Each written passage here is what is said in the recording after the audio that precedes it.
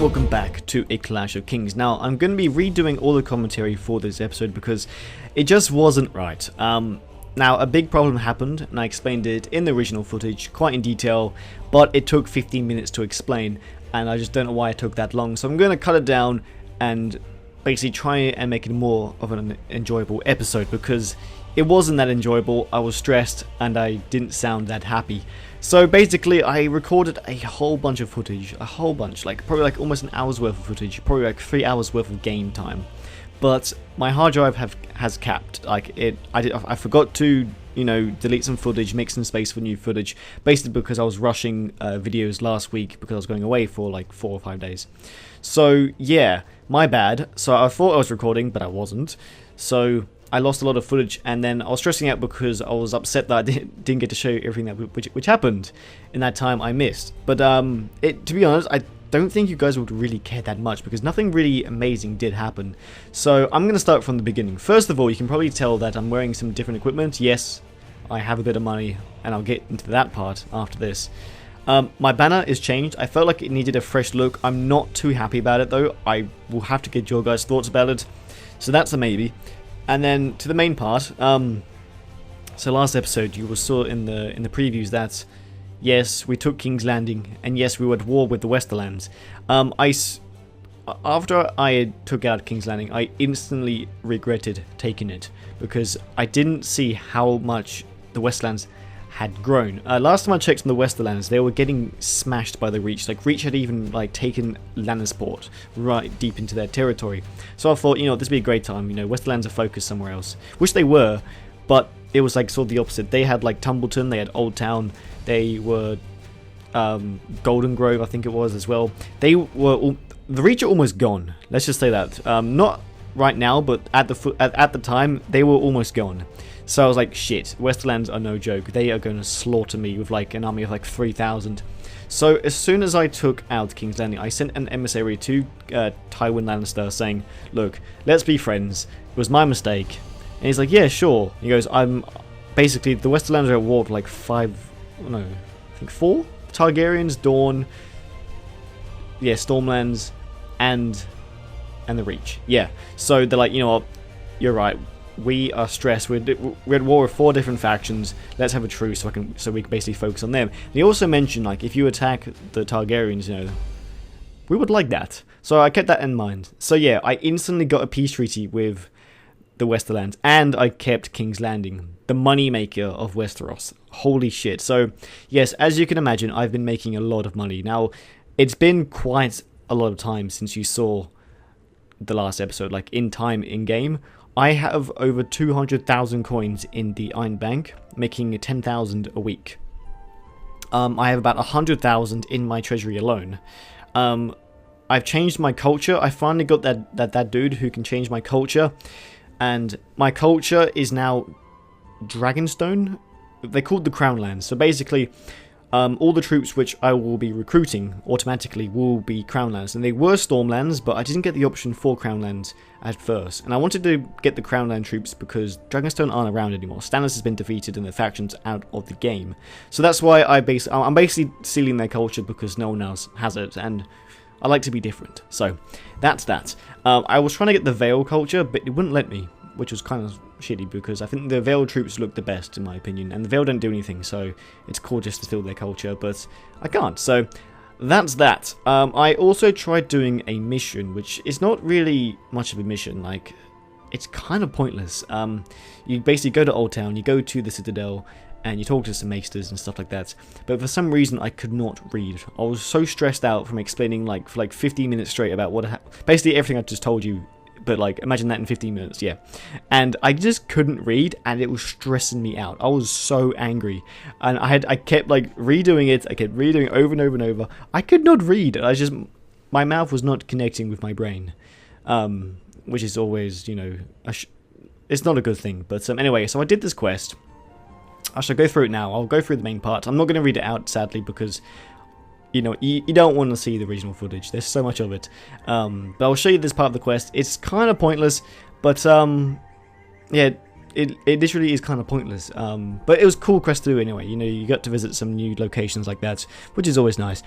Anyway, so after that, I decided just to go for a walk. Now, a couple episodes back, I just decided to go for a walk in King's Landing, and I found a book in a chest called, I think it's Aegon's I can't remember, but if you read it, you get +1. You get +1 something. I think it's party size. I'm not sure. Anyway, so I decided to do the same in Old Town. I just went for a walk, and I saw this kind of like passageway. I was like, alright, where does this go? Where does this go? And I found a chest underneath the bridge, surprisingly. I had no idea it was there. And yeah, it's a 7-pointed star book, which is pretty cool. Another book I have to read, though, sadly. I'm not a big fan of reading, so, you know. But anyway, so that's that. I spent a bit more time focusing on my kingdom. And actually, the biggest thing I just realized, try not to make it sound too surprised, but the biggest thing I would say that has happened is that I have got more lords to join me. Okay, actually, there's a lot to talk about. I know why it took 15 minutes now. So first of all, I got new lords to join me, like I said. Sir Davos Seaworth just agreed to join me. Now, because our relationship is like above 100, and by the way, he was loyal to Tywin Lannister. He didn't want to leave, but I got that extra bit of persuasion, and he agreed to join me, which was sweet. And I gave him a village of Chelstead instantly. Now, next up, I got another lord from he was like a part of the Stormlands. He was a part of the Westerlands originally, but anyway, so that was cool. Another lord. So yeah, and I gave Sir Robin Redwell, one of my original companions, and also a companion of Dragonhearts, which is a separate series. I decided to give that companion a village as well to try and help out my tax efficiency problem, because basically if you have more villages, your tax efficiency is like nuts, and I was getting like minus 10,000 in tax efficiency. It's only like 3,000 or 5,000 now, which is fine, because we're making about 10,000 a week alone from the treasury, and as well as 10,000 from the Iron Bank. But the weird thing is that after I did this, he wasn't Sir Robin Redwell anymore. He was the original companion before I customized him, which was Sir Jasper Rivers. So he turned into Sir Jasper Rivers. So we're just going to assume that Sir Robin Redwell is taking someone else's identity to hide his story, and that's the story we're going to go with that, okay? Because I'm really pissed off that Sir Robin Redwell is gone. He still looks the same, and he's wearing the same equipment, but still quite annoying. Anyway, another problem, as soon as I did this, all my companions are not wearing my banner as their coat of arms. It's just like a blank banner now. You can see it on their shields, and you can see it above them on friendly banners. Really strange, not sure why. But besides that, we're all good. So I tried doing a different quest. This quest I've only done like once before, and I don't think I recorded it either. You get this apparently a Valyrian steel mace. I think it's called Coldbringer. I can't remember. I haven't done it in ages. I was surprised it was still in the mod, to be honest, this quest. I don't know. It just didn't cross my mind to check.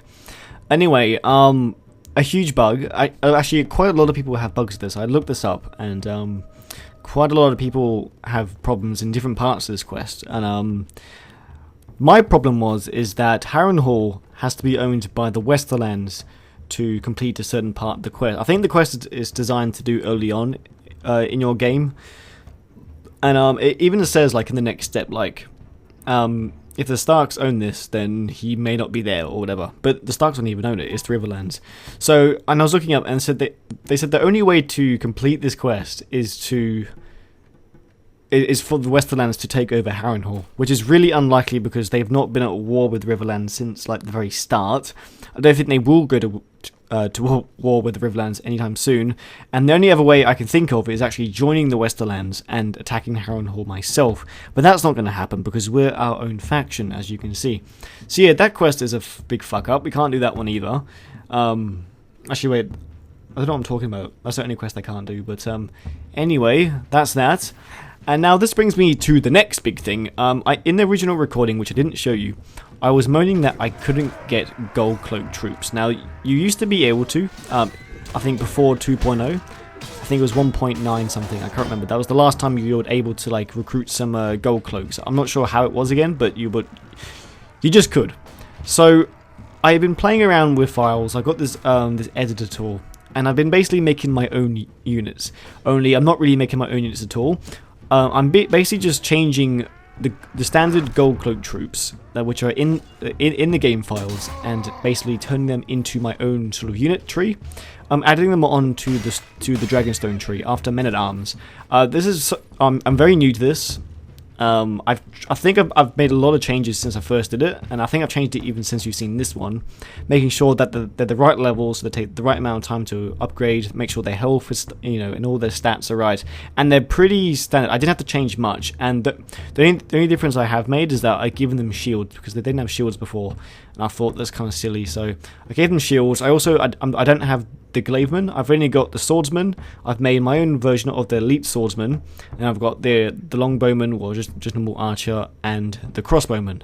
And that is about it. The stats were really low, and they're really, really cheap, so I've made them a bit high level, just to sort of make it a bit more fair. I'm not sure, I can remove these if you guys think they're not, worth it, but I really wanted gold cloak troops. Also, you're probably wondering, have gold cloaks only guard King's Landing? But you know what? I'm king. I'm fucking king. I own King's Landing. I can tell what the gold cloaks to do, okay? Because I'm the king. So yeah, get over it. And the last thing to talk about, what you're seeing right now is a battle which happened during the quest.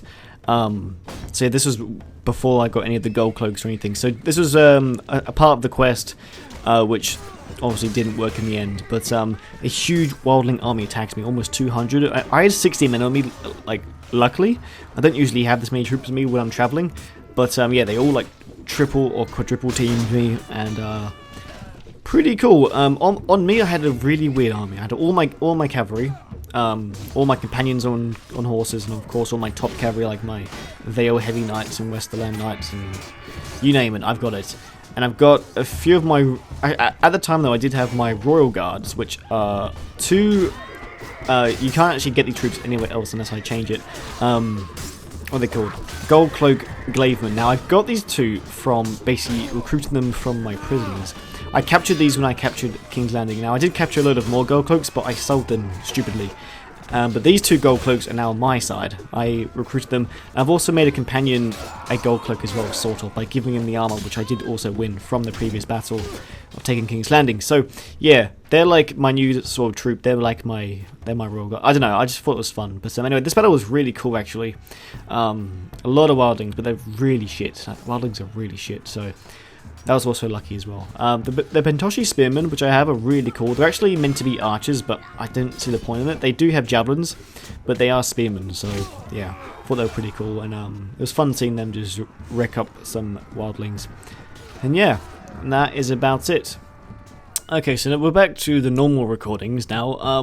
I know this has been a bit of a mess of an episode, guys, but you have to understand, sometimes it's a pain in the ass to make these videos, and the smallest of problems can just, then create a huge problem. But anyway, so this is a bit of a test.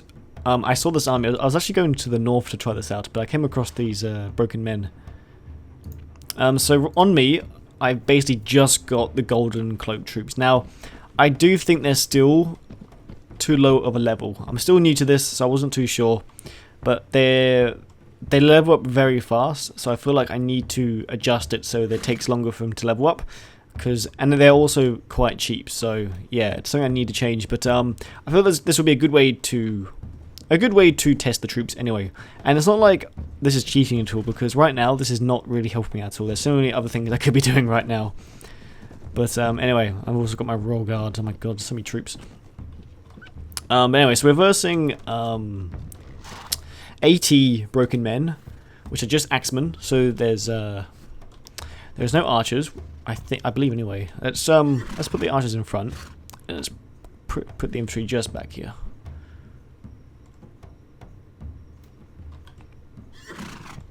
Let's try and get them all to shuffle and stuff. There we go. That should fix them up. There we go. Nice. Also, I'm going to tell them to hold fire. I think it'd be cool to see them all fight at the same time. So yeah. So just to wrap up for those who don't understand, I have made my own troops. I've been using this editing software. I've been looking at it for a while, but hadn't really found a reason to use it in a series until I really wanted gold cloak troops, because it would make sense, because every other faction gets gold cloak troops, and it wasn't fair. And I was like, you know what, I deserve these troops. And yes, after this, I will probably just keep them all in King's Landing and just use my normal troops, because it would make sense to just keep them in King's Landing. And I think it would annoy some of the hardcore Game of Thrones nerds if I was running around with gold cloak troops, since they are they are the basically I don't know, you could basically call them the Town Watch. the town watch of King's Landing. I don't know. Anyway, they should be popping up on that horizon any second now. And I think once they get just past the little mound of the hill, we'll start firing our archers, because obviously I want to save some for my infantry as well. So yeah. And they've just got the standard swords for those wondering. And then the elites have slightly better swords. Alright, let's I forgot my companions have bows. They're so good at them as well. Alright, let's take some shots. And whoever's going first is going to get wrecked. Alright, let's move the infantry up and get ready for a fight. Let's get the archers to come back in here and hold fire. I want to see how these infantry do. And infantry can charge.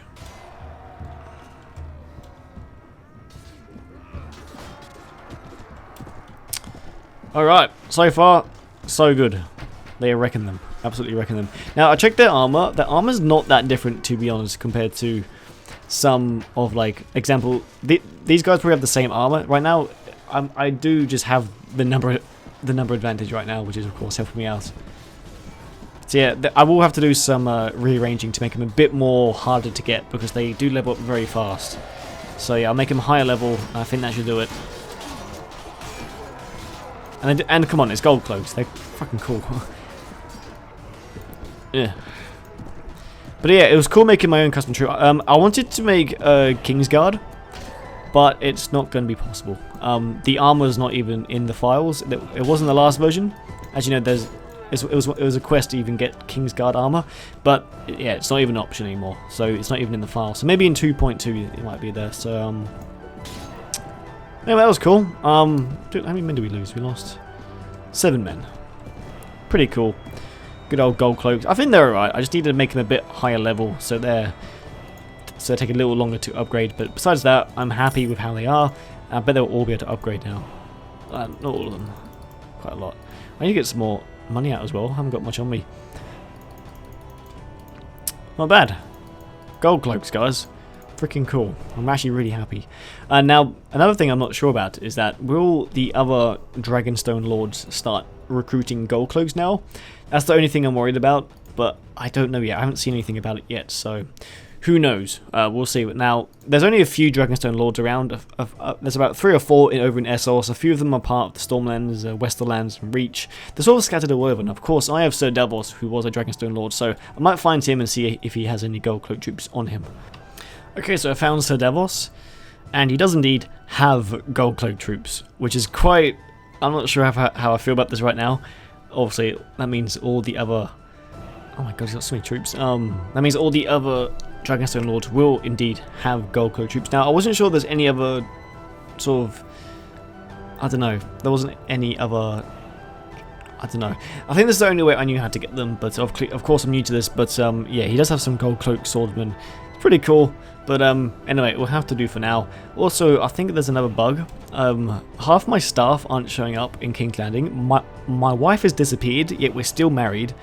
But she just vanished. Only my companion and my financial guy is in King's Landing. Like the Castellan doesn't show up there anymore, or my other dude. So yeah, quite concerning. But anyway, also before we end this episode, look at that banner I've given Sir Jasper Rivers, also known as Sir Robin Redwell. Anyway, guys, sorry for the messy episode. Next episode will be back to normal, and I'll see you guys next time. Ta-ta.